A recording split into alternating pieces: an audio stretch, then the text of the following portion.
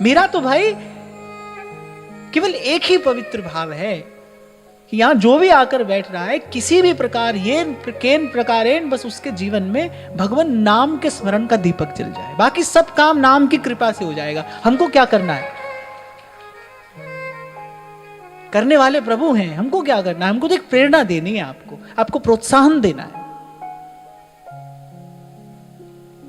भजिए राम तज काम सब अस विचार मन मान। सब काम छोड़ के एक बार भजन में लगिए।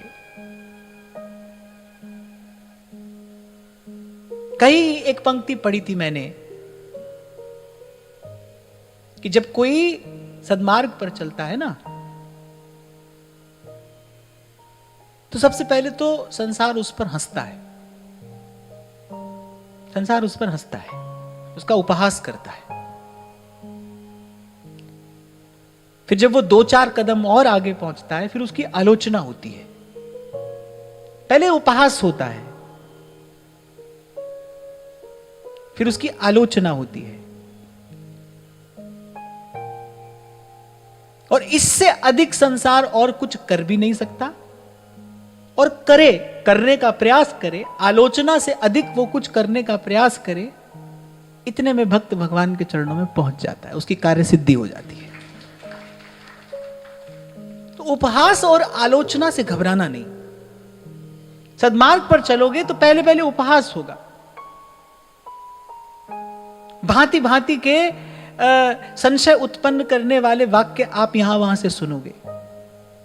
ले वो सब छोड़ दिया, कैसे हो जाएगा, ये कैसे हो जाएगा, वो कैसे हो जाएगा।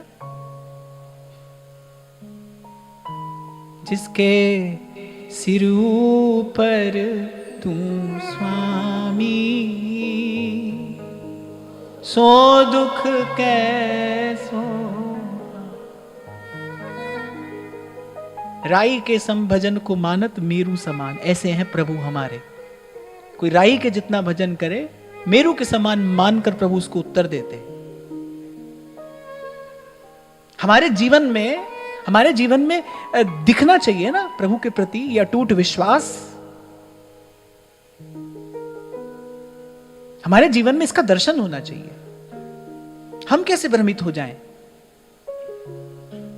हम कैसे अनीति के मार्ग को चुन लें? हम क्यों चल पड़े किसी भी प्रलोभन से अधर्म के मार्ग पर?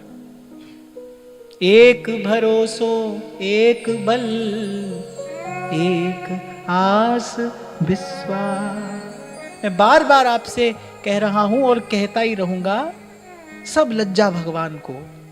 क्यों बिगड़े व्यवहार? मैं कभी पीछे मुड़कर देखता हूं, कैसी कैसी विकटतम, कैसी कैसी प्रतिकूल परिस्थितियों से प्रभु निकाल कर ले आए।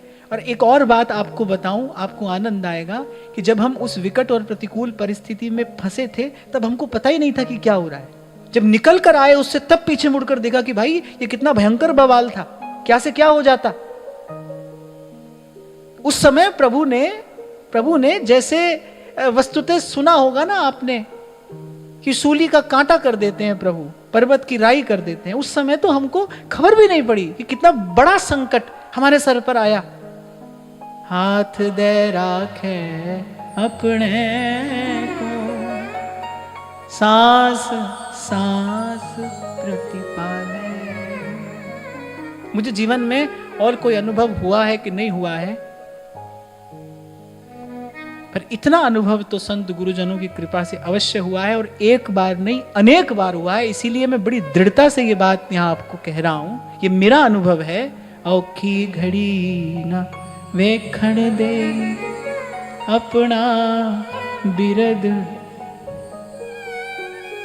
बिरद संभाले। इसलिए सब तज भजिए राम को। कोई उपहास करता है, करने दीजिए। कोई आलोचना करता है, करने दीजिए। संत कह रहे निंदक जीवे जुगन जुग काम हमारा होए। कह रहे काम हमारा होए बिना कौड़ी को चाकर। बोले हमारी कितनी बड़ी सेवा कर रहा है, अभी तनख्वाह भी कुछ नहीं ले रहा है। पलटू साहब कह रहे हैं, बोले निंदक जीवे जुगन जुग काम हमारा होए बिना कौड़ी को चाकर। और संसार का उपहास, संसार की आलोचना ही बताएगी कि आप सही मार्ग पर आगे जा रहे हैं। इसलिए डरना नहीं, घबराना नहीं, धीरज नहीं छोड़ना, उत्साह को कम नहीं होने देना। ये बड़ा अवसर हमारे हाथ में आया है। देवता ललायित रहते हैं इस अवसर को प्राप्त करने के लिए। मैं कोई आपको भाषण या उपदेश नहीं दे रहा हूं, मैं तो केवल संतों की कृपा से जो प्रसाद मिला है ना, वो प्रसाद बांट रहा हूं। इसलिए मैंने कहा कि कोई और अनुभव हो ना हो, इस बात का अनुभव प्रभु ने सदा कराया है कि औखी घड़ी न वेखण दे, अपना बिरद संभाले। तत्ती वाऊ न लग गई पार ब्रह्म सरना। बस आप भजन को प्राथमिकता दीजिए। थोड़ी देर के, क्षण भर के लिए आने जाने वाले सुख दुख को देखकर हिल मत जाना, डोल मत जाना, प्रभु पर दृष्टि रखना।